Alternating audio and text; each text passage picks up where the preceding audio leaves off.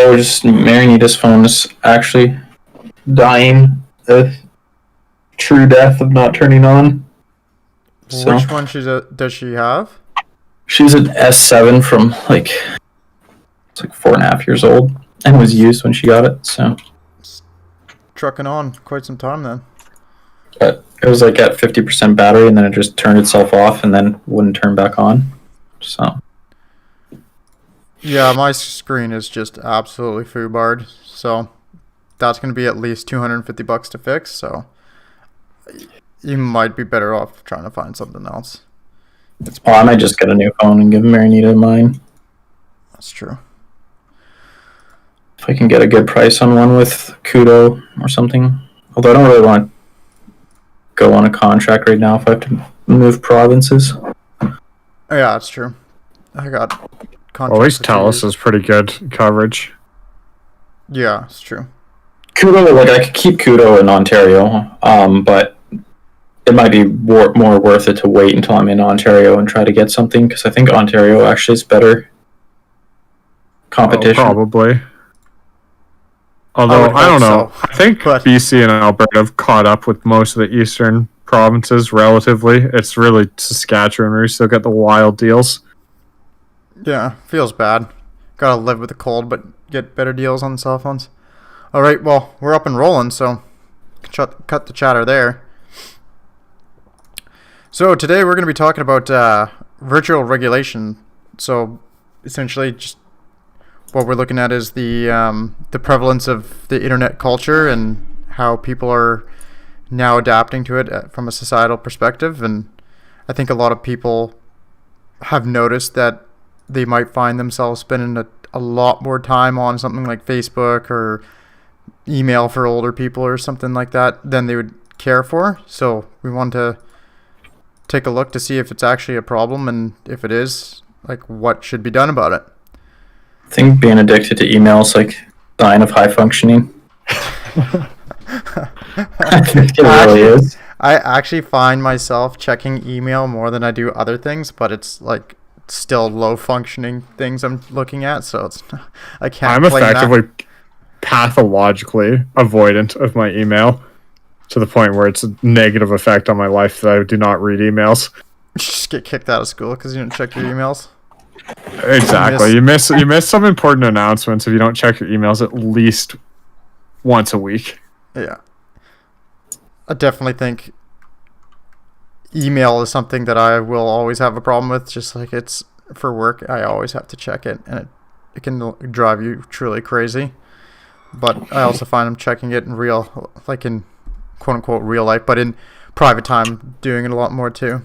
After starting a professional job, it's God, just another thing. Anyways, what were you guys' thoughts before going into all this? I guess I can just, mine are short. I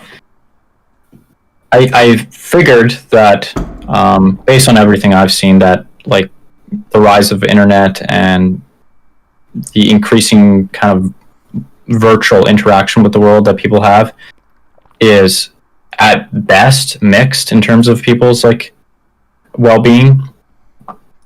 So probably leaning towards overall negative. But there's certainly, at the very best, there's positives and negatives. It's not going to just be an unbridled good. And then many of these, another thing I kind of thought before going in was that you don't have to participate in the internet or in internet culture for a lot of the negative consequences to be, come down on you. So basically negative externalities of the internet that come on to people that don't even participate. So you can't really opt out even if you would like to. And I'd seen stuff like there was in Myanmar, there was basically a genocide or ethnic cleansing that was, a lot of it was instigated on Facebook through fake news by military operatives using Facebook accounts. So obviously you don't have to be, if you're one of the Muslims that are getting ethnically cleansed, you don't have to be on Facebook for it to be a huge, just awful negative in your life. And from that, like you could see um, the reasoning why regulation or something could be necessary to address it. When there's negative externalities, like the only reasonable way to address negative externalities are some sort of regulation or tax or intervention. It's not fair to allow just unbridled negative externalities to rain down. So that was kind of my thoughts going into it. On the negative externalities, another news article I saw it wasn't as dramatic as ethnic cleansing, but it is how the anti-Muslim groups in India coordinate is all over social media, Facebook and WhatsApp and Telegram and such. And I've also seen that, and they also do use. It's not just like communication, which you could say, well, that's how is that different than non-social media? I think like one difference there is like they also share a lot more fake news on those sources, right? I've seen. Yeah, it lets you send fake videos and fake news articles and stuff with no sourcing or citing, and you couldn't just do that over, say, a telephone call. Like you could tell someone it, but it's not the same effect. Yeah, so I think it gives more legitimacy to like the fake sources than just what was available previously. So it's like qualitatively different. Any more, Price? Well, I guess I was looking at it in kind of the context of where I put the virtual world effectively in relation to other things that exist or have existed in the past. So I definitely view the virtual world as potential for escapism for people. Like you get away from the real world pretty obviously. I think what sometimes gets missed and like just overlooking in the first place kind of detracts from people's arguments about its harm is that like we have plenty of ways for escapism that aren't the virtual world, like books and television and stories. And we've had these throughout human history, at least stories, verbal tradition. And whenever some new form of escapism comes along, like board games or books, there's always a lot of concern about it. And most of the time, it doesn't play out to be as bad as the concern mongers would make you fear. But I think now with the development in the immersion and kind of the grasp that the virtual world has on people, it's probably more accurate to look at a model like drugs and alcohol for the escapism, where people go to it as a coping mechanism from the real world and they get sucked in, as opposed to it just being a healthy way to deal with stress. So that's kind of how I've framed this mentally going into it.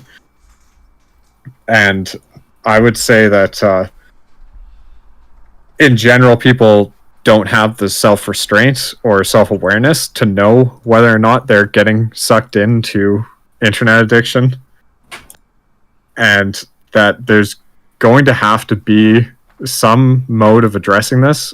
And the question for me more so is whether governments and other regulatory bodies will be on time or proactive, or they'll have to wait and see until society actually starts to feel the negative externalities in its midst before they start regulating.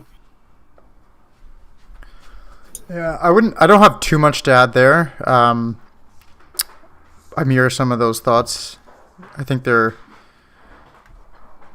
some of them are pretty clear, but what I would add is like I'm not coming into this. I'm not particularly confident that governments are great at regulating things. Sometimes they are, sometimes they're not.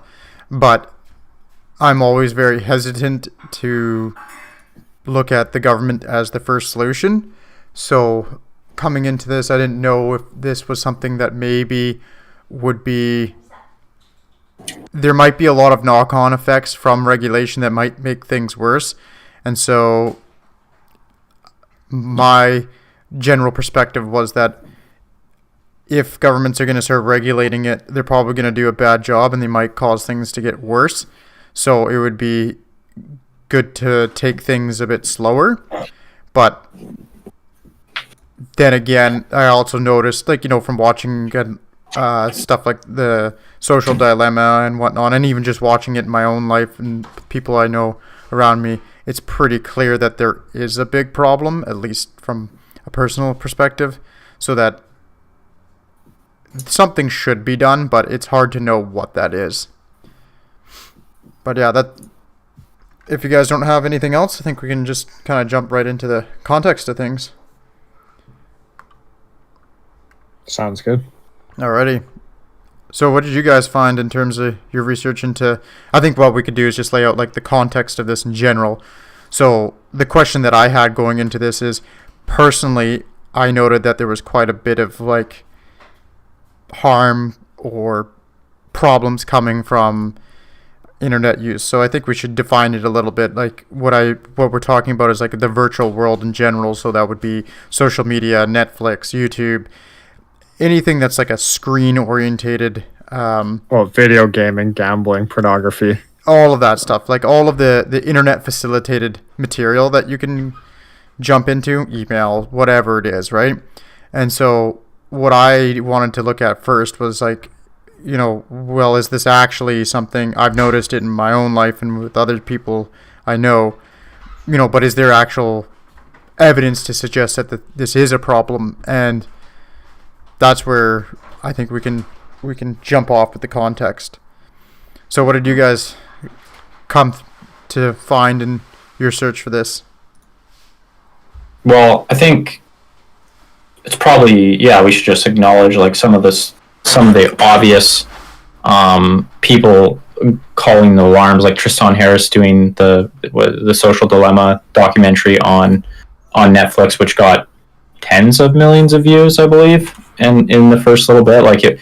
So people are obviously looking into this.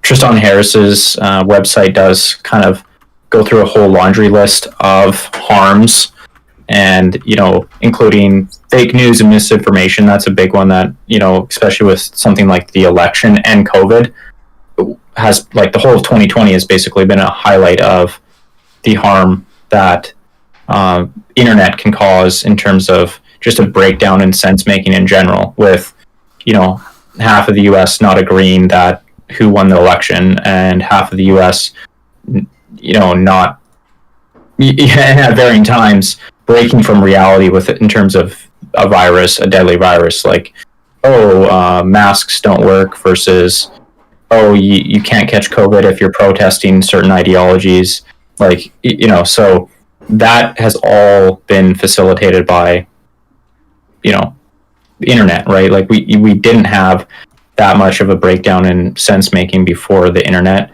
And then just more basic kind of personal problems that people deal with attention spans have gone down. People switch between their devices, and content on their devices in seconds. Usually under a minute is typical for engagement with a particular medium.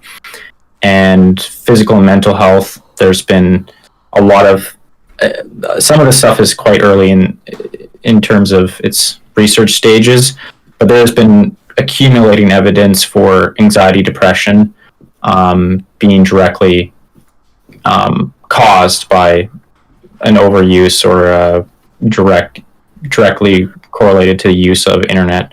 And jumping in on that, I think the wildest thing to me, and it's not causation, but just the correlations that can be seen between mental health and internet use, which obviously don't mean that it's causation. But in Ontario, from 2013 to 2017, they went from 24% of teenagers reporting moderate to serious mental distress to 39%, with the same rate of, the same growth in health service utilization. So it's not just a change in reporting. There's actually another 15% increase in people using healthcare services.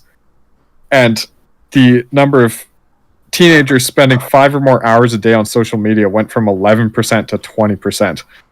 I can't even imagine using social media 5 hours a day. And like, I don't know, these kids these days are just on it all the time, or a fifth of them are on it all the time. Insane. Well, and to add to that, like people may say, "Oh, well, healthcare utilization has gone up." Does that directly imply maybe people are just more willing to get healthcare treatment and admit to a problem?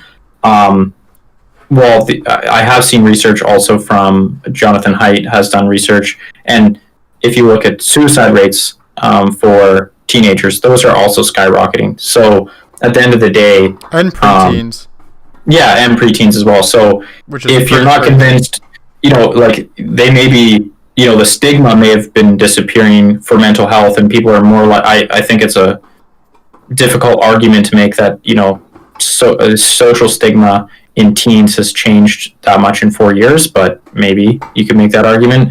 But the fact that the suicide rates are also increasing along with it, I think is pretty indicative of there's like a root problem. Like it's not just stigma disappearing. It's like people actually are having problems that they're resorting to extreme measures to resolve, including suicide. So I don't think stigma reduction or whatever is a plausible explanation, or at least a full plausible explanation at all. Yeah, it'd be a small part of it, I would guess. Exactly. Like at best, it's part of the explanation, but definitely not the full story if suicide is also skyrocketing, which it is. Like, it's not just increasing, it's skyrocketing. Like, and it's also not just suicide, it's self-harm as well. So suicide attempts that are actually causing like bodily destruction and cutting, stuff like that. So it's not just a few people who are it goes beyond that, right? So it goes beyond those who kill themselves. It moves into people who are also causing, serious bodily harm to themselves through multiple different means. So it's, I think what you said is like root problem is definitely, from at least what I've read from Haidt and others, that's the case. Like it really is there's something else going on, not just a removal of the stigma. Yeah, and I think a couple other things to mention just in terms of like setting the stage for the context is like, as I had mentioned in my thoughts before, there is negative externalities. Like, Myanmar was not the only thing. There is negative externalities, and I think especially with fake news, misinformation, and election and politics, right? Like those are two that have just pretty obvious negative externalities. Like I don't think any American or Canadian or anybody living in a democracy wants China or Russia to have the ability to influence elections in their favor, like, or sow discontent between people and increase polarization. Like that, that's a net negative for everyone living in those countries. One thing that really drove the fake news angle home to me was an article that described basically, imagine like right now people get all riled up over videos, and all riled up is kind of downplaying it. People like go to the streets and burn places down because of videos they've seen on the internet of things they find unacceptable. And imagine that, but now you're in a virtual reality immersive headset and you feel as though you're surrounded by the environment and going through and experiencing these atrocities, even from the side of the victim or the perpetrator, however you want to spin it. It's going to get people way more engaged, and all of these things are going to be able to be faked using technology like deepfakes. So you can set up entirely fake situations, like have this person's political faction being beat up or whatever in the streets, and the same person on the other side of the or the same video could be altered so the other side of the political spectrum sees the same thing but inverse. Just swap the hat colors. Yeah, you have these wild, there's potential for people to just be so immersed in something that's completely fake but still affects their view of the real world. Let's just hope they actually don't take their VR headsets off. Well, just stay there. Well, and again, like, I think there is like the libertarian kind of bent people that say, well, it's people can do whatever they want, and fair enough. Like, there is something to be said for live and let live, but it's when these things have negative consequences on other people that aren't even participating, and you can deactivate your or delete your Facebook account and still get fucked over by other people on Facebook that get whipped into a frenzy and attack you over something completely fake and you had nothing to do with it, and you have no way to defend yourself. So, and I think the other one to mention for kind of like negative externalities and reasons to address this is children, right? Like, children, I think, there's a big long conversation on that, but like they can't consent to a lot of the kind of manipulative and damaging consequences of these devices, right? So that's even more in its infancy in terms of research on like how these things affect developing minds, but it does seem to be the early indications aren't good. Yeah. That, so screen time in the beginning isn't great. What I found intuitive. Oh, sorry.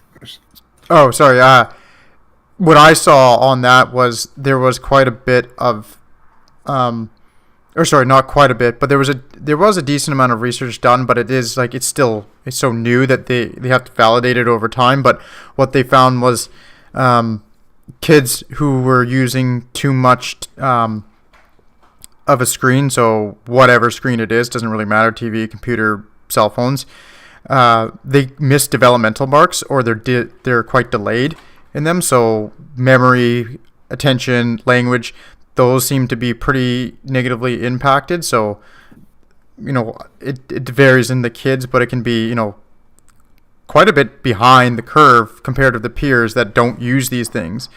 And that's not to say you should never give your children this stuff at all, but when it's not properly thought out, so it's not, if it's just given to them, there's no real restrictions, there's no thought to what the content they're consuming, it's definitely, from the best data that we have, a pretty negative.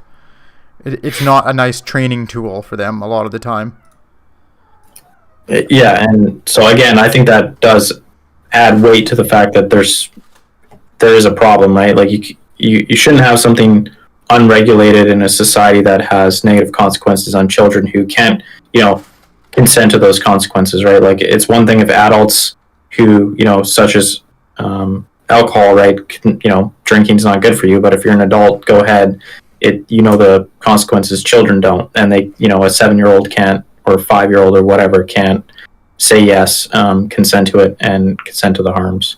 The other thing to add, not really data driven, but intuitively, is the brain's very different between an adult and a child. So ill effects from drugs and alcohol are much more common to be seen in people who start them at a younger age. And what you have with virtual worlds is basically they're in a crude way incentivized to go through engagement loops that will keep your brain firing in patterns that your brain likes, which they don't know biologically, but they figure out based on how people use their apps. But in children, that's going to influence how their brain actually develops and prunes connections as they grow up. So it'll actually alter the structure of their brain in everything I understand about how the brain works. So there's definitely a lot more potential for strange things to happen with children than there are in adults. Well, I would say it will alter their brain even more severely than an adult brain, right? Adult brains will still get altered. I think there's some, I did see one study where they looked at essentially people they classified as internet addicted, and they had similar brain changes in terms of physical structure as cocaine addicts, and that's in adults. So you'd imagine the harm or the change being even more pronounced in children, for sure. So even more serious implications for children than. Well, I guess the only like somewhat bright side is that it could not be a total harm. It could be a change, which is why they're missing these developmental milestones, because human brains in the future will develop differently, and it might not be terribly negative, but it's definitely going to change. That's true. That you can't say, although missing developmental milestones doesn't seem good. Doesn't sound good, no. Yeah, like it's possible that there are positives as well. Like, and I think there has been some, preliminary indications that things such as like puzzle games and other sort of like, certain virtual interaction can have some like good effects in terms of memory and Alzheimer's and that kind of thing. But that stuff is also pretty early in its. It's all way too early to know anything for sure, but it just doesn't come off intuitively. It doesn't look good. It doesn't bode well for what we're gonna find. I think a good way to view it is just saying it's like you'd be taking an extraordinarily large risk in thinking that the developmental path through high use of screens with your child is going to pan out better than what is, been going on for hundreds of thousands of years. It's like that's a pretty big risk to take with your kid, and it's best to at least not be the first movers on that one. And I guess, I don't know if either of you have any more context, but I think we could kind of go right into the best, because there's so many problems and there's so many issues there. I think you need to simplify it, and I guess a lot of kind of what we converged on was thinking of virtual world interaction. Like the main kind of negative is it's basically an addiction, right? That a lot of people are knowingly or unknowingly addicted to virtual world interaction, and that's the best way to think about it in terms of maybe addressing it, or could be the most fruitful way of thinking about it. Not necessarily, but you can't. There's too many issues and too many ways to approach it to not have a simplifying heuristic there. Yeah, I think I'm good on the context. I think we've laid out pretty clearly that it's a problem. I think going into treating it as an addiction is a good path. I think because, for me at least, from doing research on this, that's actually where a lot of the other harms come from. If you're, we're talking about social disorder and fake news and that type of stuff. If you really aren't that addicted to your phone or your internet source, and you don't use it very often, you might have a lot less problems with stuff like fake news. So I think this could be seen as like one of the root causes. Like it might be a little bit underneath or one of the deeper levels. Well, the term I always see used, and I think it's an apt analogy, is the rabbit hole on the internet, because once you're addicted, like you're just constantly seeking out stimulation, and that's how you get into the depths of whatever you're looking at. And if it happens to start with some mild fake news or some legitimate news with a twist, it doesn't take long for it to turn into just very distorted versions of whatever you're initially looking at. Yeah, that's a really good way of putting it. All right, so we can just dive right into it. So what did you guys discover in terms of the internet addiction? I think the kind of broad strokes, like the thing you have to really grapple with first is like, does it make sense to classify it as an addiction? And there seems to be like just a ever growing list of studies that show support for internet use or whatever to fit the behavioral addiction model the best, in terms of, there's tons of literature done on addiction. Addiction is complicated and difficult to kind of grasp, but it's well studied. A lot of those are substances, so alcohol, drugs. But the one I've seen, you're saying those are substances. The one I've seen being used from the DSM-5 to make the analogy for internet addiction by practitioners, because it's not actually included as a diagnosis, is compulsive gambling. Yeah, that's addiction. What I saw. Because in that case, there isn't a substance, but there's still an addiction. So it makes sense to attempt the same sort of treatments. And that's like a behavioral addiction, and that, I was going to say, that's one of the most widely studied behavioral addictions, right? And I actually do think in the DSM-5 there is one internet-related diagnosis, but that's internet gaming disorder. No, that's the WHO, World Health Organization, not the DSM, I believe, unless I missed it when I looked up the definition. Okay, well, we'll just leave it at that because I don't know for sure which one, but I do know that it might have been the WHO, but they do include that as a disorder. They don't broadly slot it into internet, but the internet. So just to clarify it, internet gaming disorder is a condition for further study in DSM-5.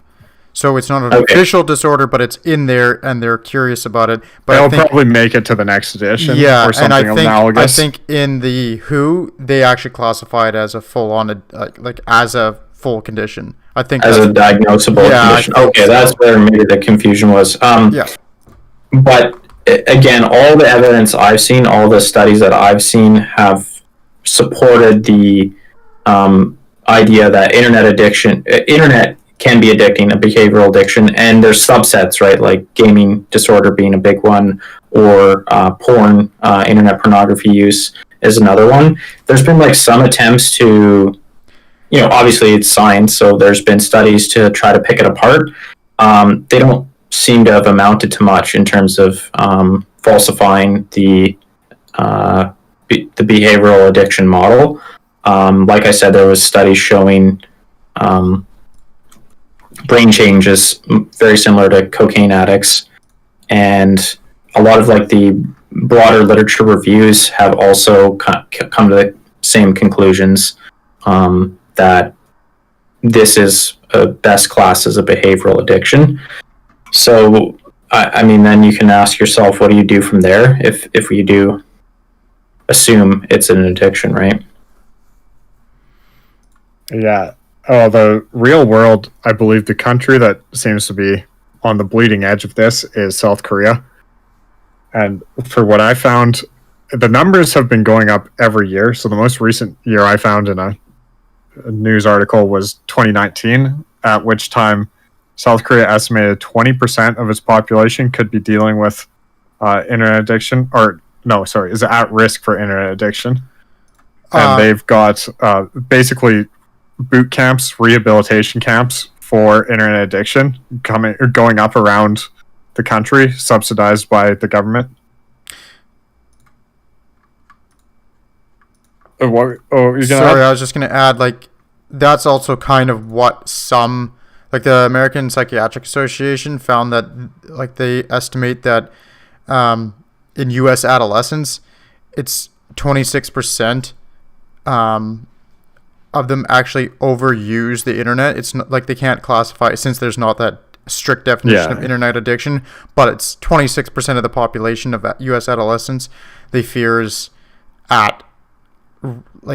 they are exhibiting problematic behaviors when it comes to their use of the internet. So it's not just it is starting to be that noted here as well, at least in the West. Well, that's always where them, for instance, not having a diagnosis in the DSM-5 and having it instead be under investigation is often railed against, because people say you should be acting now, look at the data, and then the people on the other side don't want to act too quick on including a new diagnosis. I can see the rationale behind that, but I do think one of the things that I did note, just for a little bit of context, is it really does seem like the US and Canada in particular are behind the curve in all this, especially the States. Europe and since 2014, Europe and Eastern countries have already been gathering in massive seminars, global seminars for internet addiction, classifying it as an epidemic and blah, blah, blah. And the States and Canada seem to have, at least from what I can see, they don't participate nearly as much in that. They haven't taken it quite as serious. That's not to say that the entirety of the two countries are like that, but it seems to be less of a concern here so far. But definitely not very publicly discussed, at the least. Like, Well, I think I it's in didn't like see any news articles from North America talking about North American internet addiction. Really, it was almost always them covering South Korea or another country. well, it's usually like talked about in kind of like non-medical or non-addiction terms, right? Like it hasn't, like, oh, millennials are addicted to their phone, ha ha ha, kind of, Exactly. like. Oh, true. There's Like a lot of those. Like it's a lot of like, basically seen as like a personal choice thing that people just choose to use the internet too much or their phone too much, and they should just get off the damn interwebs and put down their damn phone and just talk to people like it's rude, whatever. Like you have your classic, that's like the stereotype boomer saying, oh ho ho, like the stupid millennial can't stay off his phone type thing. Like that's like a very common trope or cliche now almost in like the milieu that people will joke about. But it's, again, I don't think people take it at all seriously at least in North America, as like an actual addiction. Like if you went to a doctor, maybe there might be some legitimacy that you'd be given, but like it would be pretty hard to actually kind of have anyone view it in the same way as another addiction like drugs or alcohol or even gambling. Like I think people understand like a gambling addiction, they get it, but they don't get they don't think of internet addiction in the same way by and large. Well, and I think one of the big things is when someone's looking at their phone, like they could be checking an important email or text message or whatever, or they could just be compulsively doing it. And so like that, there's not really a way to socially distinguish the two. And something like a substance addiction, like alcohol, is probably the easiest one. If you're at a bar, or not a bar even, if you're at home and everyone's having a couple drinks and one person's pounding back a bottle of spirits, like you're like, you're doing okay there, bud? But you don't really have the same sort of instant recognizability with something like the internet. I actually think, I think I actually saw it. This wasn't my idea. I think, Price, you might have put it in my head that a good analogy is food. And where everyone has to eat. That's in my notes. Oh, that's in your notes. Everyone has to eat, right? And it's hard. It can be difficult to socially accept overeating as like an actual addiction, or food as an addiction, right? Which it obviously is. That's another behavioral addiction, is compulsive eating, and but it's just much more difficult, because if someone's just sitting at a restaurant eating food, is that a problem? Is that a problem behavior, or are they just eating, fucking lunch? Like, it's a good way of bringing it into behavioral. Is that sixth lunch of the day? That's the same thing with it that you're saying about the internet, where someone could be checking an important email, or they could be just mindlessly scrolling Twitter or whatever for the 7th hour that day. It's impossible to tell, and it's even difficult for, I think, people themselves to tell, right? Like, there's certainly interesting, useful information on Twitter, as hard as that might be to believe, but there is. And so you might think to yourself, well, I'm learning something, or I'm doing, I'm learning something. Well, it might even be true. It might be simultaneously true that you're learning something valuable and addicted, right? Like it's, and I think that can even be that can be similar to like a workaholic, right? Where they're working, which is, society generally views as a good thing to work, but you can have a problematic relationship with work where you're always working to the point of negatively impacting your life very, very significantly. And that can be the same with internet, right? Like there is useful things you can do there, obviously, but it can get very hard to distinguish between problematic use and positive benefit use.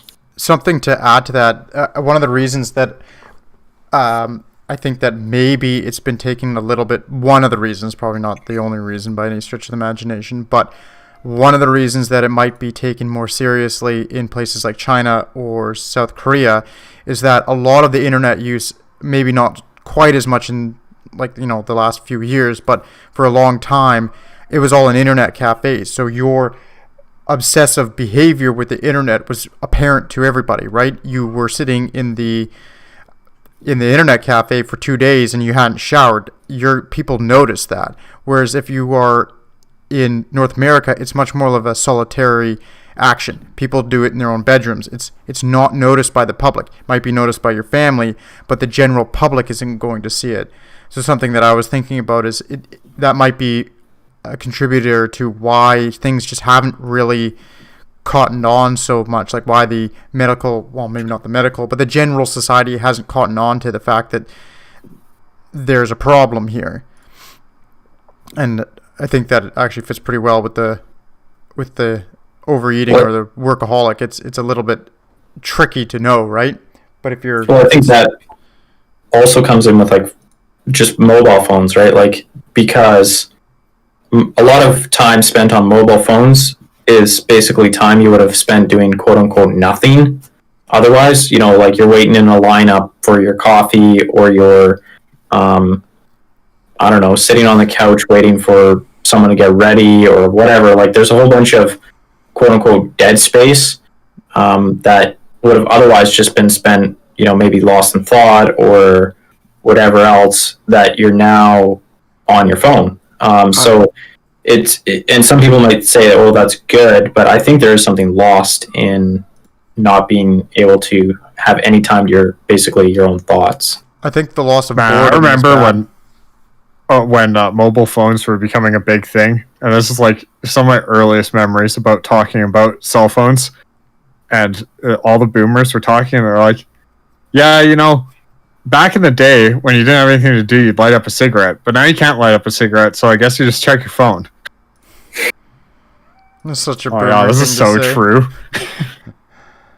Yeah, so and again, I'm not necessarily sure if that's a good thing, that kind of downtime or dead time is replaced with just constant scrolling or whatever. Just looking at that stimulation, baby. Well, and another thing I was also kind of considering is people always say, like, technology allows us to do things that we never could have done before. Say Facebook, right? It keeps you connected to people you might not or had difficulty connecting with. Well, I think it's like a very kind of closed-minded view on that. Like, for an example, say it's Christmas, and to keep in touch with your high school friend or whatever, you scroll their Facebook for 5 minutes and then you leave them a post. I don't know what you can even do on Facebook anymore, but I'm assuming the wall thing still exists. Wall? Yeah, I don't know either. You put a thing on their wall saying, Merry Christmas, hope you're well. It's like, is that a actual, like, what have you, if that's replacing nothing in terms of no interaction with that person, maybe you can make the argument it's a good thing that you had some interaction with this person rather than none. But it's like, is that better than a 10-minute phone call with them? Or, like, technology existed to forbid a Christmas letter. Exactly. Like, is that really a more meaningful or better or, more in, like, positive for your well-being interaction? So it's easier for sure, flicking your way through their Facebook and looking at their Christmas photos and then saying, oh yeah, Merry Christmas, your whatever, your dog is cute, whatever, you know what I mean? Like, whatever. Is that, I just don't think that personally, you can say. I felt it, like, because I've had that happen when I used to have Facebook, just to add in here quickly, is I felt it always cheapened everything. It felt so cheap because you could just click and, like, happy birthday meant nothing anymore, right? Whereas, like, before you actually had to call them. And yeah, like, it's weird. I think it really is. It makes everything feel like it doesn't mean much anymore when you're those types of interactions. not Like not a- everything, but like all of those little interactions now become these like, it's a couple of bits, right? That's the way I always Just get felt a about bot it. to do it for you. Yeah, exactly. I'm sure there is, man. I'm sure there is bots to do that kind of shit, or scripts that people write for themselves. Just like, wish, you know, on such birthday, send such I message. Like, bet you I could get Siri to do it. it's just so it lowers the bar and makes it easier, but does it actually improve your well-being? I think that's a question that we should ask, because because I think that a lot of that's just like a critique of a lot of like the claimed benefits that I just don't buy. Like, I just don't buy that a lot of these claimed benefits are actually benefits. Like, what the fuck is so revolutionary about Facebook, compared to a fucking phone? Like, was it such an arduous, difficult thing to keep in touch, ever since like the goddamn telegram? Like, I don't buy it. I really Yeah, I don't. think Well, like video especially messaging any- is the only real big leap forward that I really Any think is Anglosphere country, we just have brilliant mail service. It's just a long held tradition, and nobody uses it anymore. Brings a tear to your eye. Well, I can see the argument of a letter not being necessarily equitable to email or the instant messaging, but like text messaging is really not much different than Facebook Messenger or whatever. It's not a revolution. It's, in my opinion.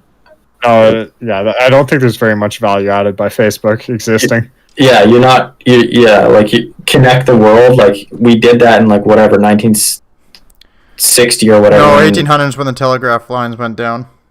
Yeah, but when people got like widespread access to fucking phones, that's kind of when the whole thing. At the risk of derailing our derailment, we should probably move back to some of the the addiction side of things. So what else did you guys find of internet addiction or whatever else you want to call it? Well, I think that mostly covers internet addiction. Well, I was just going to add, like, I think we kind of went down that tangent and saying, like, internet use is just so low friction and easy, and that's what makes it so, like, I think prone to addiction, right? Is you have 10,000 Google engineers and Facebook engineers, the smartest people that society develops, generation after, every year they're graduating. The smartest of the graduates, most of them are going to Silicon Valley, working for these tech companies, and they are working on getting you addicted. Like, that's their job. Like, they're trying to figure out the most psychologically grabbing techniques that they can do to make you use these devices. And we can talk. Maybe we can talk about why they're doing that later. But at the end of the day, it's like it's you versus tens of thousands of the most brilliant engineers that society's seen. Like, it's a losing battle for pretty much everyone. Time to become a Luddite. Maybe not Hang a out bad with idea. Well, and one last thing The that, Amish have it good. yeah, they really do. Like, one last thing to just add to all that addiction stuff is like a lot of the tech, like the big wigs in tech, like the executives and the high paid employees and all the people in the know, massively restrict their own use, and they basically ban their kids from using these things. Yeah, I found that one of the funniest things in The Social Dilemma was that when he's like, "Yeah, I don't let my kids touch this stuff." I was like, "Oh, there you go." The people that develop these things and theoretically are probably in the best position. It was the guy who built the like button who's like, "No, I don't let my kids touch it." Well, most of Silicon Valley elites don't let their children use any of these devices. So, and theoretically, right, like, we're just lay people that don't have much. We don't have the full story. Theoretically, Facebook and Google and stuff have a lot more internal information about the impacts of their own devices and their own software, right? And if they're saying no to letting their kids use it, that's probably a pretty good indication that their risk assessment, which is going to be much better informed than ours, is telling them, no, this is not worth risking our kids. The potential risks outweigh the potential benefits, and that's almost obvious if they're not letting their kids use it. Yeah. So I guess we can move into essentially, well, okay, if it's an addiction, which we kind of have established that it is, what do you do about it then? Like what other models are there out there? How do they work, and would they work here? What did you guys find? I know that's kind of the route that we all took. What did you guys find there? Ride the dragon and OD. Sounds like I got to go down to the downtown east side. Die on my iPhone. Yeah, I think, like I said, it's one way of looking at it, and I do think a lot of the science does support it being a legitimate frame of reference to look at it. I think to give credit to Price, he made the most direct comparison to like drug and alcohol addiction, and if most people listening probably would recognize that there has been attempts, obviously, to regulate drugs and alcohol in the past. Prohibition being an obvious one many places have attempted prohibition, the U.S. being probably the obvious and most notable example, and then the war on drugs being another pretty clear-cut case of governments trying to stop people from using substances that, and again, I think a very tight analogy there where basically society as a whole said, no, these things have a net negative impact on society and negative externalities, and therefore, people shouldn't be allowed to use them, even if they're informed and consenting adults, like, no, not allowed. And yeah, so that has been like the kind of like the major attempts have just been like banning or cracking down and prohibiting these substances, which, I mean, you can make your own call, but I don't think it worked out anywhere close to well. Prohibition is probably more clear-cut than drug abuse because I don't believe any Western countries stuck with prohibition after trying it. But in North America, and I looked into Canada because American prohibition is too talked about, and the prohibition movement basically started in the early 1800s. And at first they were against spirits because they figured all these people are drinking and they're committing crimes and causing general societal ills, and spirits just make it too easy to drink to excess. And they got a lot of traction, and people were still committing crimes, and society still wasn't what they thought it should be. So they're like, you know what? Even the beer and wine's got to go. We got to go at full abstinence. And they got to the point of narrowly winning a majority vote on a referendum in Canada to install prohibition, 51% to 49%, just like Brexit. But luckily for us, the Frenchies saved us with a 80% against prohibition vote. I love them. It broke down Canada-wide by religion, basically. Catholics were against prohibition, Protestants were for prohibition, and Anglicans went either way. So Canada had a 2-year prohibition due to the war measures, 1918 to 1920, after World War I. And that was about it, but every province kind of ended on its own time scale. To this day, you are not allowed to drive a case of beer across provincial lines, which is a great anecdote. That's illegally importing into another province. But the main thrust I'm getting at is that in the 1800s, everything in society was changing. And I mean, it was more over the course of 100 years, not what we're seeing, which is like maybe 20 years. Like, things didn't change nearly as fast, but they're changing faster than usual. And people looked for a culprit, and they certainly confused correlation with causation, in the sense that a lot of people who had problems adjusting to society were drunk, and they drank as an escape mechanism.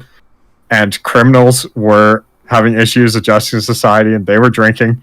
So when they brought in prohibition, you did have less public drunkenness and less inebriated criminals, but you still had plenty of criminals, and you still had plenty of social ills.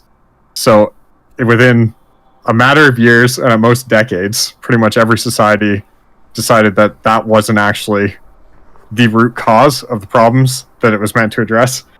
And it did more harm than good to prohibit alcohol because it gave a huge income source to illegal gangs that could sell it to a huge user base, very much like marijuana, where it's just an order of magnitude bigger than hard drugs. Yeah, I was just gonna say that story sounds very familiar with. I was gonna say they got it right with the weed though. Banning that was the right way to go. Now they figured it all out. No more crime, no more societal problems. In line with marijuana, I guess, alcohol, and then the hard drugs. Does anyone want to add to that? Because I wanted to talk about Portugal. No, I think you should carry on with Portugal. Okay. I don't know shit about Portugal prohibition in Canada. Basically, with regards to hard drugs, Portugal experienced a huge heroin epidemic in the late 90s, and they couldn't really deal with it. So, and this is funny, is that it's used as kind of a saying Portugal's success isn't as great as it's cracked up to be. By about 2001, they were practically not enforcing a lot of their drug laws because they just didn't have the manpower and the police force to do it. So in 2001, they actually codified into law to decriminalize all drugs. If you have less than a 10-day supply, you don't get arrested. But what they do is if you have less than a 10-day supply, is you meet with a team, I think a police officer, a counselor, a social worker, and a counselor. And that 3-person team advises you on the harms of drugs and what you can do to stay safe while using drugs if you so choose, or what you can do to try and get off drugs that Portugal will support you with. So they do all these safe injection sites and the clean needles and making sure people have methadone if they want it, which is a opioid substitute. And Portugal, until recently, and I believe they still do, but in a scaled back sense due to lack of funds, they would actually pay workplaces to employ drug addicts or recovering drug addicts. And what they found in that sense was that a recovering drug addict did a much better job recovering if they had gainful employment, basically reintegrated into society. And the leap from that I think makes a lot of sense is when you have people that are truly looking to escape from the world, like, and you can get them into a position in life where they don't want to escape, they're going to have a lot better time not regressing. Yeah, and I think the general point there being is that it's obviously not simple, but a good chunk of the reason people have addictions to, say, drugs or alcohol or anything else isn't just physical dependence or whatever. It's it's a coping mechanism for other problems in their life. It's a symptom, not the root cause, right?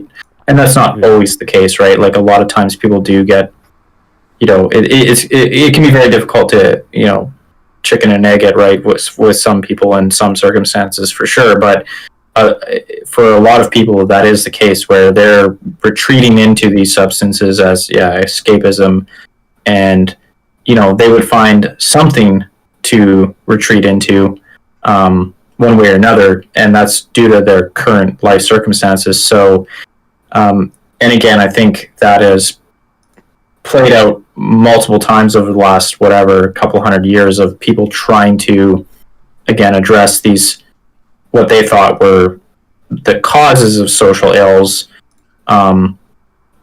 by prohibition and basically legal remedy of punishing people for participating. And then time and time again, it's just, by and large, it's actually a symptom. And until you help people have better lives, you're not going to actually stop these symptoms, right? Like, it's just people are going to find some other harmful and destructive behavior to participate in if they if they lose one option, right? Yeah, and the other thing I think is important to add for the very critical people is that both Portugal's drug addictions have decreased since 2001, and their money spent on combating drug addiction has gone down 20%, and that funding is 90% towards rehabilitation, only 10% towards policing. Yeah, that's an important point to bring up too, because you're going to get a lot of, I think, conservatives who just say, it's their problem, let them deal with it. But unless you actually have some sort of like hospital mandate where, if the person's a drug user, you just don't treat them, you end up having like... You do deal with it. You do deal with it. It's just, it ends up, you kind of constantly deal with it acutely through the legal system, and, drug users committing petty crimes to pay for their drugs. And then tax dollars going to fund them repeatedly going into overdoses instead of attempting to get them off of it. Exactly. So unless you have like some sort of extremely callous policies brought in, you're going to deal with it one way or another through tax dollars anyway. So you might as well spend your tax dollars efficiently. At the end of the day, right? Like, I'm not one to want to throw money away unnecessarily. So why not spend them in the most effective way? And I do think that we can make the analogy to internet addiction very directly, where it's probably, by and large, a lot of it is escapism and people not having other meaningful engagement in their life, where they're falling back on basically the ease and convenience of internet and virtual worlds. And I mean, that's been only exacerbated by, say, the pandemic, where it's basically, we've been... A lot of people's personal lives went to shit. Yeah, like you've been put in a situation where you're basically not allowed to go out and meet people or do certain things that you were used to doing. So you're even more reliant on virtual world interaction. And I mean, I don't think it's a perfect measure, but I think like the huge demand for electronics basically in the last 6, 8, 10 months, computers, video game consoles, video games, all that stuff. People are taking this as an opportunity to kind of double down on their virtual world engagement devices and, upgrade and kind of dig in. I do think a lot of that I'm hopeful that once things clear up with the pandemic, maybe there's an opportunity to question that decision. And there's been endless article after article saying, basically saying like there's been very negative health outcomes and well-being outcomes because of the pandemic and the lockdowns in particular, right? And I think maybe people will take it more seriously. Like, this is just kind of like a increasing intensity of something that was already happening in society, right? Like this just ratcheted it up. So maybe people will actually be kind of woken up by like the extremeness of this, the last year, 2020, of how extreme some aspects of internet engagement got. Well, the thing I worry about, which is probably the bleakest perspective to have, is, especially after all this, that a lot of people in the last 8 months or a year have basically formed new habits. They're going to be hard to break, and they're objectively unhealthy and not contributing at all to their well-being. And it's difficult to break habits, especially if you don't acknowledge that it is a problem, which is one of the biggest problems with the internet addiction at the moment, is not acknowledging it's a problem. So it'll be, hopefully it's not extremely common, but it'll definitely happen that people keep these sort of bad habits. Yeah, maybe unless we have much more to add on the analogy, I think maybe we can just go right into our thoughts on how to deal with it, right? Like we have said that it's probably not the best idea to prohibit it, and I can maybe I'll add just one piece of evidence there. The UK was going to basically block porn for everyone under 18 by adding an age verification system for all pornography in the country, online pornography. And they passed the bill basically in 2017 that got the ball rolling on this. And by 2019, they had abandoned this attempt. And you can probably guess what a lot of the problems were. Like, there is legitimately millions of porn sites. So how do already bloated bureaucracy is going to, get a porn site division that has to track down every single porn site and make sure they're compliant. And then there's a whole bunch of websites that are not porn sites. Yeah, but have porn and tons of porn on it. And the UK solution to that was like, basically, you're exempt if 1/3 of your site or less is not porn, or is porn. So what's the point? Like, okay, so now kids can't access Pornhub, but they can get as much porn as they want on Twitter or whatever. Seems a bit pointless, but whatever. And then the last one was just like, technology is fairly easy and intuitive these days, and kids are perfectly capable of Googling "get around porn filter?" and getting probably an ad link to whatever VPNs is popular these days, and getting a VPN installed. And so even for something like as simple as age verification for porn, which it's not a super ambitious project. Well, it seems ambitious now, but it's not like even close to what would be, say, needed to kind of fully prohibit say children from accessing quote unquote bad things on the internet or whatever. Like, it would have been a small step towards that, and it was just a non-starter. So it just doesn't seem like top-down prohibition or kind of banning or whatever is really going to be much of a strategy, or a successful one at that.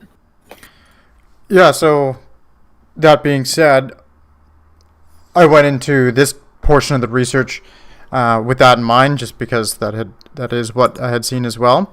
And so when I was looking at things that worked, because we drew the analogy to addiction and stuff like gambling and tobacco, alcohol, I just went for taxes. So what they call taxes on stuff like that are sin taxes. And I wanted to see if that actually would be something that could work.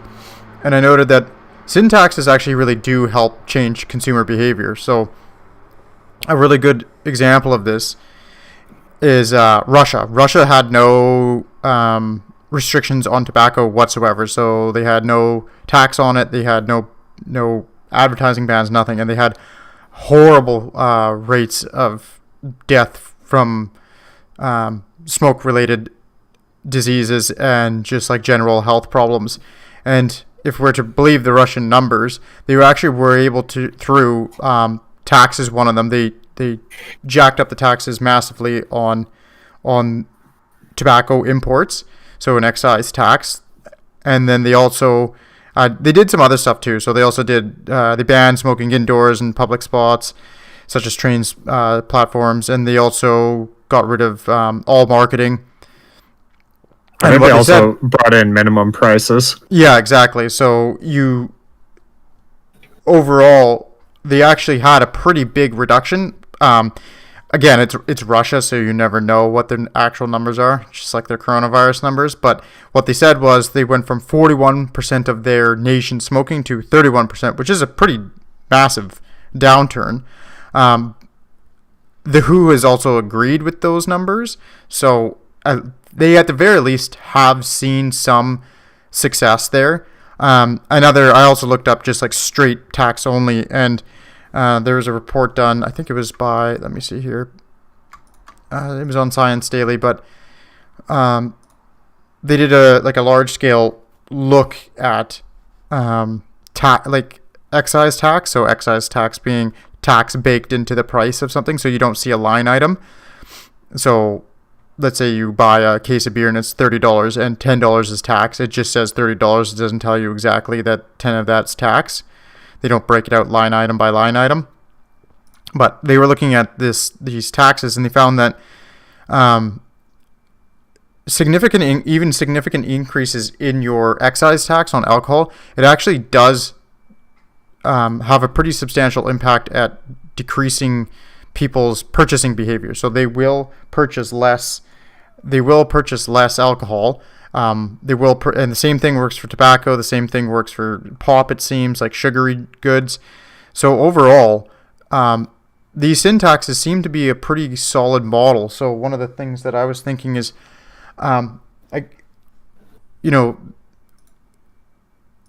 we were talking about externalities and whatnot, but consumption in some way could be taxed, and whether you do that at the business level, so when you're doing it to the actual companies themselves who produce the content, or you do it at the end consumer, it's a very tricky thing to figure out. But from what I was reading on these things, like on taxing and its impact on behavior, it's definitely a strong route to look at. Setting it up, though. I haven't looked into those sort of taxes in a while, and I'm not sure if this applies to every time they're applied or not, but generally speaking, I think they're non-linear, and I know with cigarettes that's the case, where you get quite a dramatic decrease for your tax increase in the early tax increases, and then as the tax continues to increase, less and less decrease is seen. Well, what's happening there is the people who are already addicted, because I looked at that as well, the people who are addicted, they're going to pay whatever amount, like people who But also really there are people taxed. who will begin, like who were born and raised during excise tax existing, that still take up smoking in spite of it all. Right. Yeah, I think it's a tool to marginally reduce it. It's obviously not a be all end all. No, definitely. I think technology is difficult. I think when you look at that, you have to consider incentive structures more generally. Yeah, I would agree there. And I do think it's important to also distinguish between different types of internet engagement and maybe see which ones are less problematic than others, and maybe learn from that.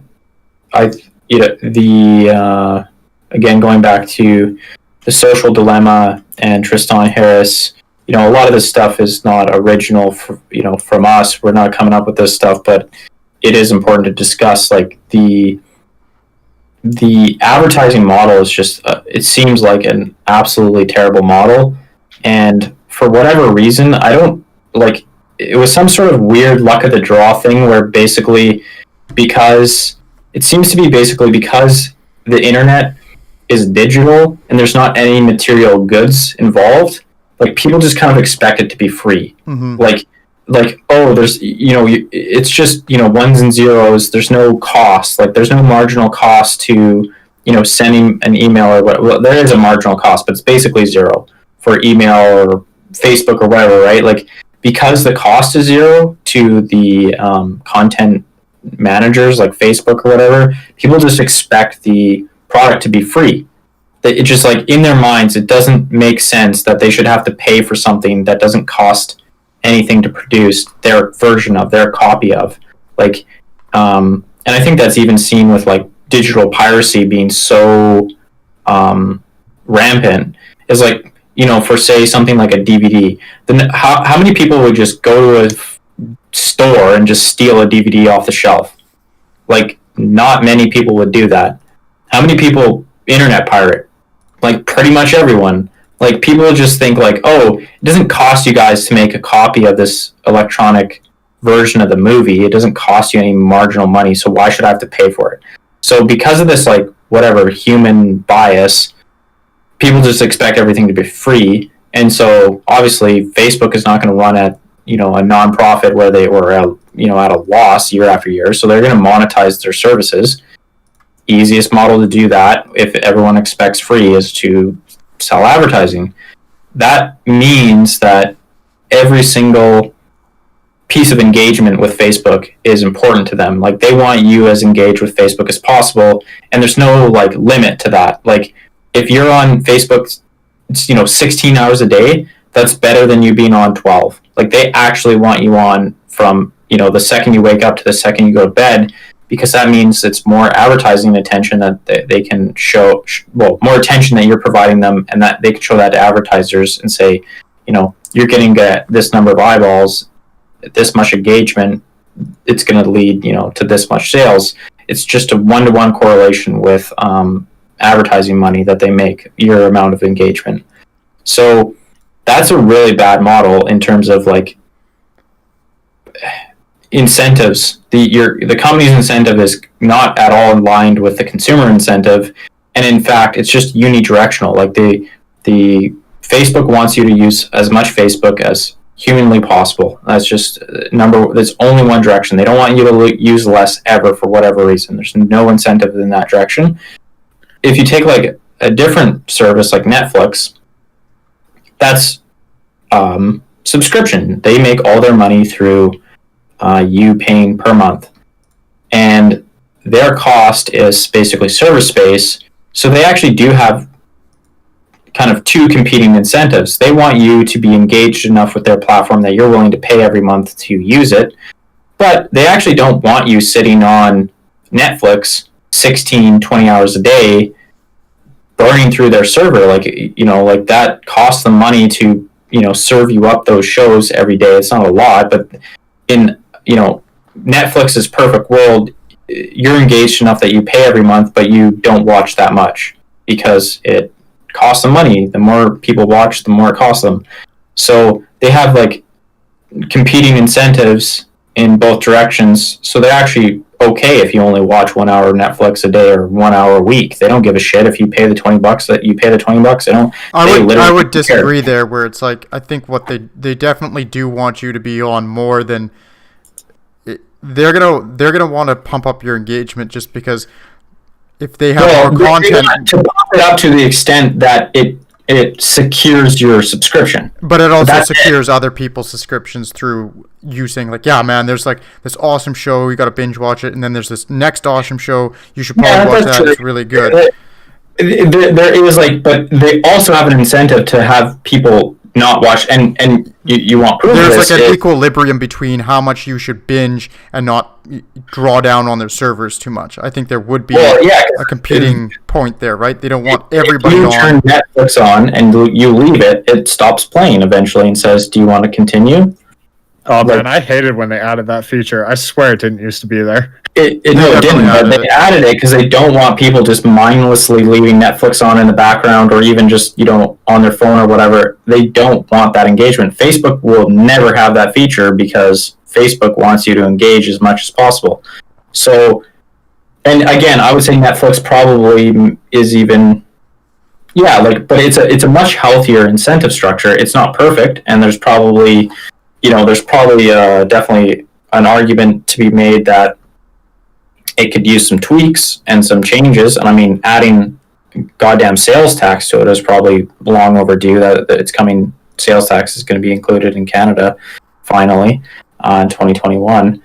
But compared to Facebook's model, it's leagues better than Facebook's model. In terms of incentive structure. So I guess what I'm extracting out of this is like the main point is, until you have to make sure that the business model is aligned properly with the societal values to a certain degree, because otherwise it's going to push things in the wrong direction no matter what. So even if you set regulations and whatnot, if it doesn't address that, it's still going to keep going in that direction.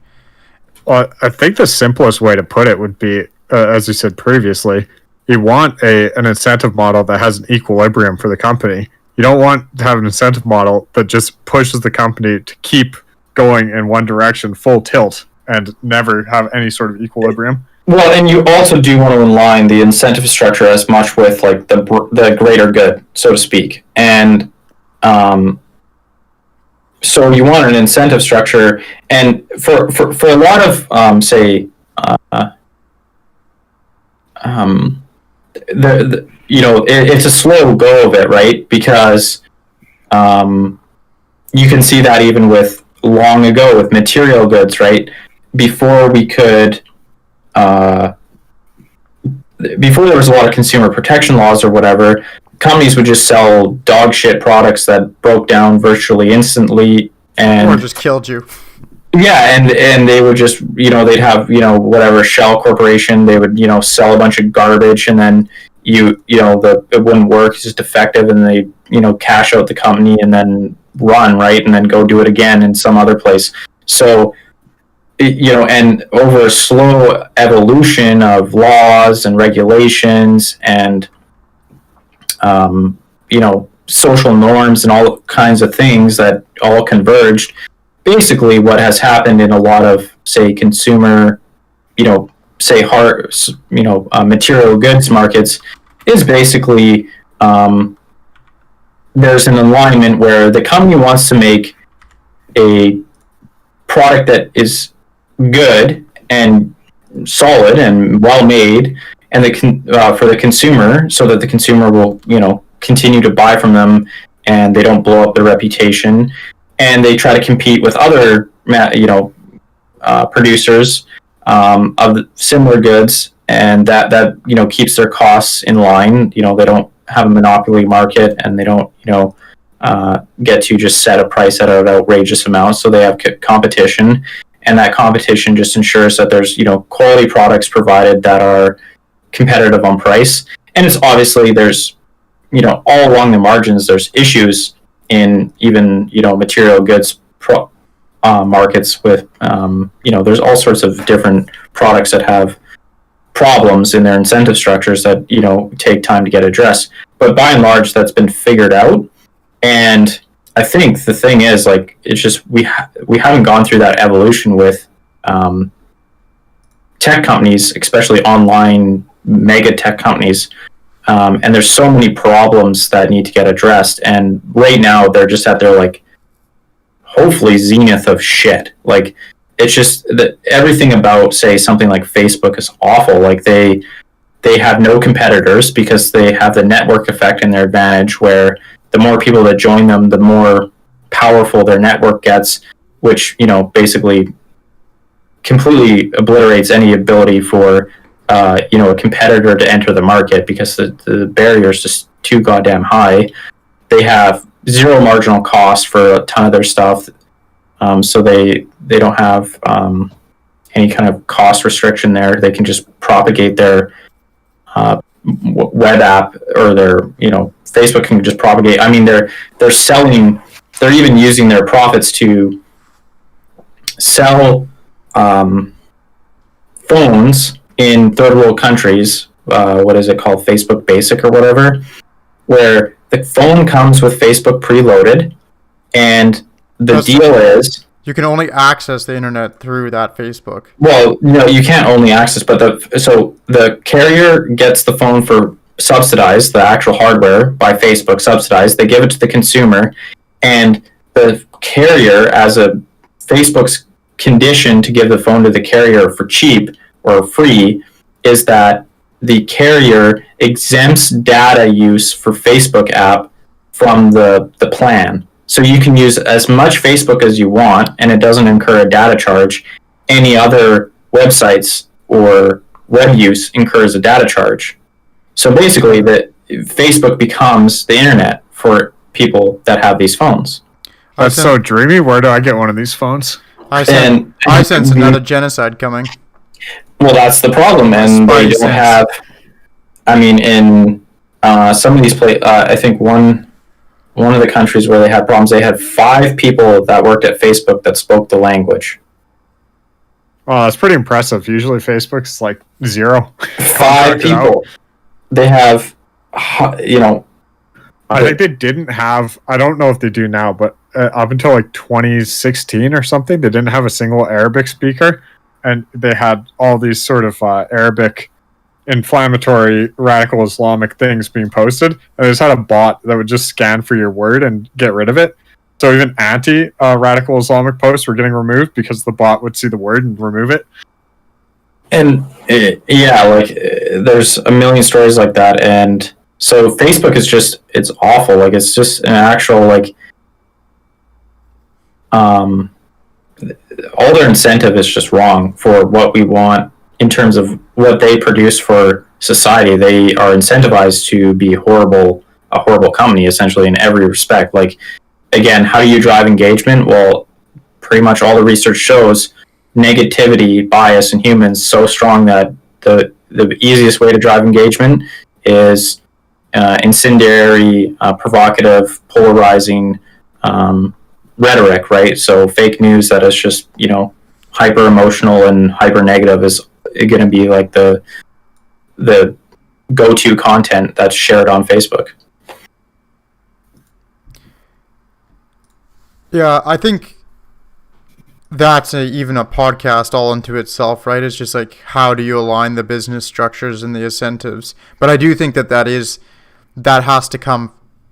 has to be the cornerstone of any way to deal with the I was trying to think of is. Like something that might be like viable, that would kind of alter the incentive structure, and like the simplest one I came up with was basically force companies to offer a subscription model, even if it's not like everyone uses the subscription model, like something like YouTube. We can just opt out of the ads and crap, because at the very least it would make it easier for people if they could opt out of having all the engagement driving stuff by buying a subscription. I think I mean, we could go we could do a whole podcast on this, but there's a lot of one thing I thought about is basically you could have a subscription service where you could regulate what ads are allowed to be shown. So you could say that you could basically limit the amount of targeting that ads can have, so it makes ads less valuable, which means that those sites would have to find other revenue sources, including subscriptions, because ads would just lose their value. Like right now, I think they're ads doing that, aren't they? I'm not sure on that one, but I know that people have proposed that as a solution. And Apple is actually basically going to force that on companies, because you're going to be able to opt out of the tracking that is basically goes into making those ads personalized. So Apple's going to allow users to basically at a hardware level just opt out of all that shit and not be... companies won't be able to target them with... I think it was Facebook was absolutely enraged by that. Well, it's because it decreases the value of the ad space. They can sell like a magnitude of like 10. Yeah, it'll absolutely got a huge chunk of their North American revenue. And that might be good, because it means that... It's one of the reasons I swapped over to Apple, actually. If Facebook, if their ad revenue drops by a factor of 10, and, they might have to start scrounging for other revenue sources, one of them being subscriptions. The other one you could do is you could do subscriptions that, say you brought that into effect, you could do subscriptions that you can... Basically, it's a sliding scale where the user can opt into a certain percentage of ads or opt into a certain level of targeted ad and reduce their subscription cost, I guess, which I think would be interesting just for the fact that you could basically witness how destructive the targeting and ad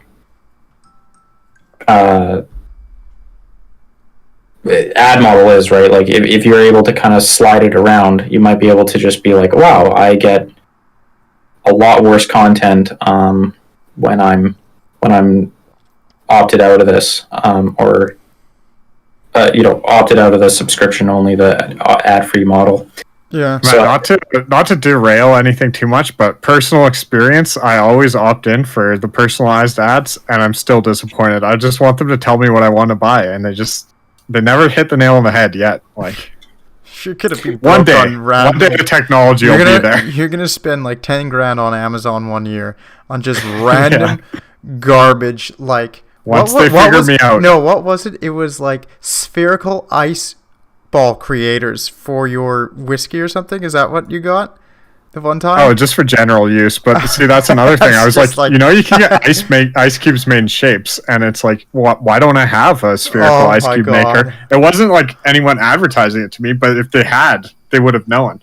Yeah, that's exactly what I mean. It's like you're going to go down that route and you're going to have $850,000 worth of junk in your house over the course of your lifetime. That's just all that personalized iPad crap. American dream. Yeah, I do think we kind of should move on to just like the addiction side of things. I do think it's an extremely important thing. And one of the things that I noted when doing this research was that business model absolutely has to change. That has to be the cornerstone of any sort of policy to deal with this. There is no way that a society, I think, can pull back from this problem without doing that. But I think that is several podcasts by itself. What did you guys find on like addiction treatment or like, you know, addressing the addiction side of things for this particular problem?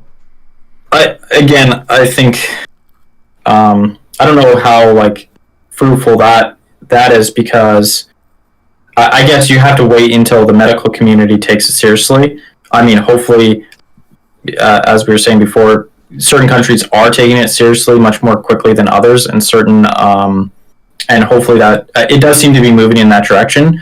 So in that regard, like you basically just have to hope for the medical community to kind of come around to basically treating this like any other addiction, and then from there it would go like any other behavioral addiction, right? Like there already are clinics in North America and other countries for internet addiction, where you can go to like a essentially internet-free camp that will shock your system into zero internet, and you learn strategies on how to avoid internet, what triggers are. You're like any other addiction, right? Like there's a whole bunch of things, and that includes increasing engagement with with society and other facets of your life. I think maybe a more like interesting conversation is just like, say you're not ready to go to like a full-blown medical model yet, or whatever, that's not available to you. Like, what can you do as just like a person? I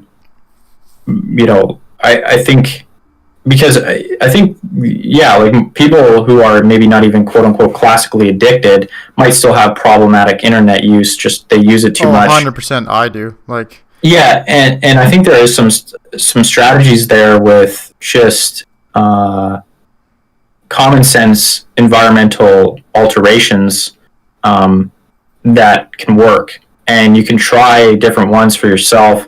Like one that comes to mind is just like software that blocks certain websites for you can put them on timers. I use one called Cold Turkey. It's like you can get a free version that's pretty useful. You can get I think there's a lifetime paid version for $40 or something, which adds more features but not necessary. And it just like blocks certain websites. So if you find yourself say, because I think a lot of people have problems with specific websites, right? That are the most high dopamine releasing ones. Yeah, and there's probably like 10 or 12 websites on the web that are like the top culprits for almost everyone, right? So if you can block those, it might actually make your internet interaction a lot healthier in itself. Just banning like a handful of the most problematic websites, right? And there's lots of like parental control options as well, like similar things for kids, and you can even do it at like I think you can now do it at like the router level of just like there's options for that. blocking out the websites and I mean there's workarounds to that, and people find ways around it, but it's better than nothing, right? Like, well, we talked about friction, right? And I think a lot of what it is the internet makes these things so frictionless that if you add more friction to it, you definitely will see, if you're not completely, I think, off the rails in terms of your problem, you will see some improvements. Like, I was able to do that with certain apps and whatnot. Like, well, to point out too, it's like the new iPhones, they all have that built right in. You can, and they have read reports that tell you exactly like what your internet use was, and you can restrict all sorts of apps, websites, everything on your phone. It's all built right into iOS. But yeah, like, I think while there are always going to be workarounds, just adding a little bit of friction, I think, is enough for a lot of people who are not really deep down that road to be able to say, I didn't, I as I reached for the phone and I pulled it up and I swiped up to open the screen, it said, off, it's your time off. And then I realized, I could break this, but I'm just going to stick it down. And that helps a lot. I think it helps a lot more than people care to. One thing that I saw that I have no scientific backing for, because they do try this already but doing your own dopamine detox, where you unplug completely for an entire weekend or something like that. You don't touch any sort of electronics, unless you have to be on it for your job. You just don't touch anything. You only read books. You don't turn on the TV. You don't turn on any of this stuff. And then what you do is you can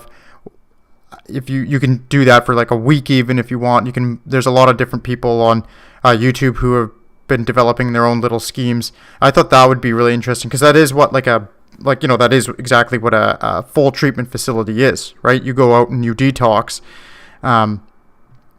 Well, let's not sell the treatment facilities too short. Like, a lot of the treatment is also developing coping strategies and cognitive behavioral therapy to identify triggers. Yeah. There's a whole bunch on top of that, but what a lot of, not just the detox, obviously. Yeah, but a lot of what these people are teaching on these channels on YouTube, that when I was looking around for this stuff, they actually do that, right? They actually, some of them, they pull up, they have actual CBT routines and stuff like that for you. It's not just that. So despite these are not psychologists, so obviously you can never take them at that. But I thought it was interesting. It's you could give that a try personally and just see how it goes. What else do you have to lose? It's not like you're going and picking up a medication. 2 days of your time on the internet. Yeah, so you might miss something really important. Some awful Donald thing Trump, what did he do? He in 2 days he could have fucking started World War III. And I would have had to watch it through Twitter. The second day. One day without you checking his Twitter, and the nukes are already going off. Yeah, exactly. And you're you would have prevented it. Fleeing from their homes, and you don't know why. I think that's true. The other thing I was just thinking about in terms of addictions and other things, I think focusing on adding things to your life rather than subtracting can also be worthwhile. Where it's sometimes easier just to think about things you would rather be doing, and then start doing those things, and then just by kind of natural course, you'll just start doing the things that are bad for you and harmful less, right?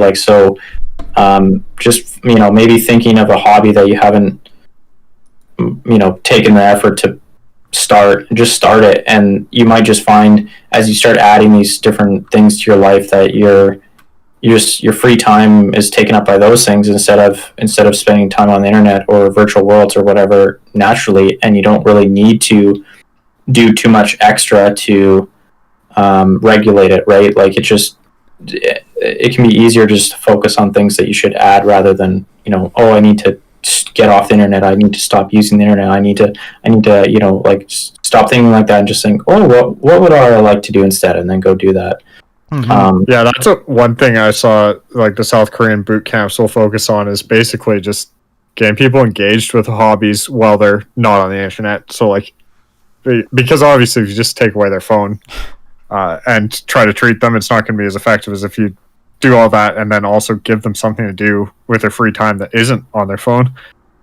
Exactly. Like, you need something to fill the time. And I mean, that's like a classic cliche with drinkers, right? Like, they'll be like, I quit drinking. I had, more free time than I knew what to do with.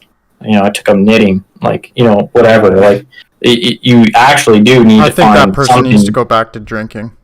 Well, yeah, like, you need to find something to do when you're not drinking, because you're not just going to sit and stare at a wall for 8 hours and be able to, quit drinking. Like, you're going to relapse then. Like, so, and yeah, this is like a tricky addiction where it's like, it's intertwined with pretty much everyone's lives, like, in a way that's not possible to just cold turkey cut it out. Like, it's just not. You can't avoid it. Like, you're going to have to learn how to cope with it. Well, it's like I noted before, it's like binge eating. You have to eat to survive, so you're going to have to build a healthy relationship with your interaction with the online world. And so, again, that there's many different things.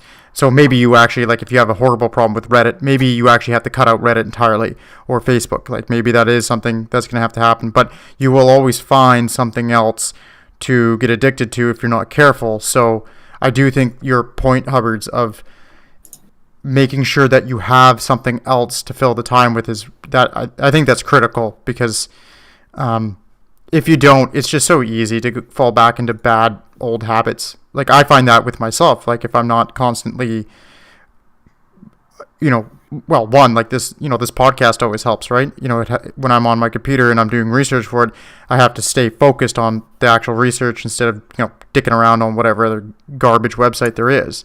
And that has been a pretty big help. Same with, writing or whatever else it is that people do. I think one other thing that I would add in terms of dealing with the addiction is, like, this would be only applied to, like, parents and new parents and ones with, like, younger kids. It's like, you have to be really careful with your kids' access to this stuff. Like, you don't want them, and we mentioned this before with all the upshots in suicide and self-harm. You really don't want your kids to be playing around in the online world too much. Like, they really need to be out and about, messing about in the physical world. And, you can have a bit of online stuff here or there, but I was following some of the, like, I'd say probably the prime researcher in the United States. Let me see if I could find her name. Kimberly Young. She's been talking about internet addiction disorder since 1995. Like, she's been beating this drum for a long time. And one of the main things she deals with is kids. And she says, just keep your kids away from this stuff. Put it on tight timers once they get to a certain age. And then keep a very tight eye on what they're doing, how much they're playing. And always be aware that you can't be slipping in this arena. It's just not worth it. Well, I'd also add to that, another thing that just you have control over, whatever, is just trying to do your part to, like, set the social norm, right? Like, obviously, you can vote, you can, and you can have, you can vote with your wallet too, right? Like, don't give money to companies like Facebook that have shitty business practices. And if you say you support the subscription model and you find someone you want to subscribe to, or a service that is valuable to you and has provides positive impact on your well-being as a technology, consider subscribing. Don't steal it or whatever, just support it financially. And gotta chip Sam Harris that money. and then just your attitude and kind of take on it, like, treat, potentially think about how you talk about internet interaction and, like, internet addiction, and maybe give it some more legitimacy when you do it. That like, because I think it's going to be, government regulation is going to have to come in, but like social norms and attitudes are going to have to change, and you can do that. You can be part of that, well before the mainstream or whatever. You can be a technology hipster and and get ahead of the curve. Because I think there will be a change, right? Like, people are going to feel how detrimental a lot of these things are, and I think you're going to I think you already do see it with a lot of, like, even the tech leaders themselves don't participate in a lot of this shit, and that's going to trickle down to the masses, and you can always start that yourself. Yeah, I like Jonathan Haidt's point on this. He's like, if you're a parent of young children, he said you need to get organized with the parents of those in your kids' class and talk to them and just say, like, we're not going to be giving our kids phones, and we really strongly think that it would be good for, like, your children not to have them too, just so there's not a big, so there's not just a couple kids in the class who feel left out, because then that's going to drive the whole problem ahead. And I think that's exactly it. That's exactly what you're saying, Hubbards, is you're going to have to take a bit of a lead yourself in your own life. And while you don't have to be running some sort of massive campaign to shut down Facebook, just small things like that. Well, like not having Facebook yourself, right? Like, exactly.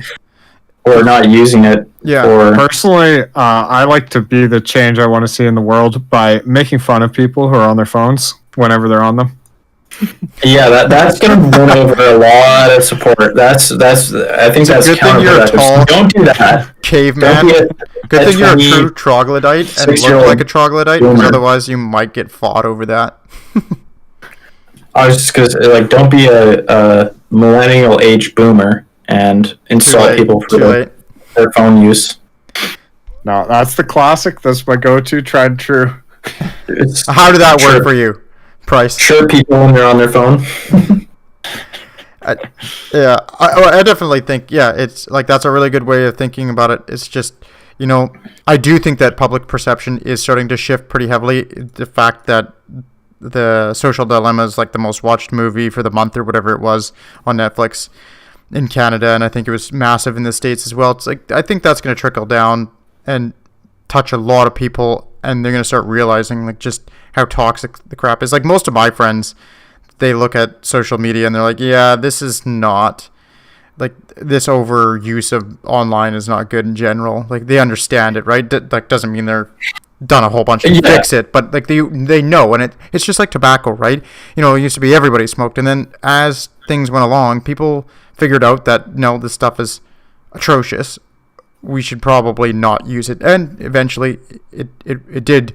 The levels of use drop dramatically, but how long that'll take and how much change in technology will come along to upend that change into a different problem, who knows? And I do think we should just mention, like, personal responsibility, while simultaneously, say, holding governments and corporations responsible as well, is not incompatible. It's like a false dichotomy that comes up in, like, every conversation. It's so, like, tiresome. Just like, oh, you're telling people to be personally responsible. Well, this isn't going to get solved by personal responsibility. It's like, you can be personally responsible and demand, collective action. Like, it's not or it's not either or, it's and or. Like, you can demand that corporations change their shitty business practices like Facebook and condemn Facebook and tell governments to get involved, and also yourself do things in a better method and a better manner and take responsibility for your own interaction, right? So, because there's no guarantee you're going to get change from the top down perspective, but if you can affect a bunch of bottom up change, well, your life is going to be better at the very least. Yes, you didn't maybe get everything pushed through that you wanted to at the societal level, but your life is still better. So why the hell would you not do that? Yeah, you can do both, and I would say that both are needed, and hopefully, hopefully the government gets on it. But I'm not going to hold my breath, and in the meantime, I mean, just you have to take responsibility for yourself until they get their heads out of their asses in whatever 10 years. I'd say for along the lines of personal responsibility, I found one study, which was surprising because I thought I'd find more, but I found one study where they tried teaching teenagers. Basically, there's an intentional behavioral model of self-regulation about their internet use, which is focusing on like telling them to think about what they wanted to get out of using their phone before using it, and evaluate whether or not they got that out of their phone. So it was like a 1 week, 3 courses kind of teaching thing. And they found, this was not a good study. They found 2 weeks after the fact that the people use the internet less. So it wasn't a good study, but there should be more studies like this. And I think they could find that there are ways of teaching kids to think about technology use that will actually decrease technology use. And that could be incorporated into just teaching about technology in general in schools. And that just makes a lot of sense to me, because I think a lot of people just don't think about it in a productive fashion when they're on the internet, and just changing how they think about it can change their behavior. Yeah, I would agree. Like, I do think that, like you're saying, it much like food, it's complicated, and it's hard to tell when you're doing something productive versus counterproductive. And there's no, like, sharp lines, and, something that could be productive for one person might be counterproductive for someone else. It's all very complicated in that sense. So giving people like tools to critically evaluate their own use is going to be important, because everyone's going to need to basically audit their own use, right? Like, it's not possible for the government to go, person by person, say, well, this is bad for you, but good for this part, blah, blah, blah, right? It's just a non-starter. So being able to have the skills to audit your own internet use is going to be very important. Yeah, I would agree. So, anything else, or you guys think you got everything out that you wanted to say? I know that this topic could go on forever, honestly, because there's just so much here, but on the topic of addiction primarily, was there anything else? I think that about covers everything I was thinking. Yeah, I think we should leave it there. Like, just mention, like, viewing it as an addiction is just one way, right? Like, Obviously, it's a very complicated topic, so you can take another lens at it and another approach, and you're probably going to have other things uncovered. But that's so. Yeah, there's always going to be many ways that you can look at it, but maybe on another podcast we'll look at it a different way. Alrighty, thanks a lot, folks. Peace. Peace. Peace.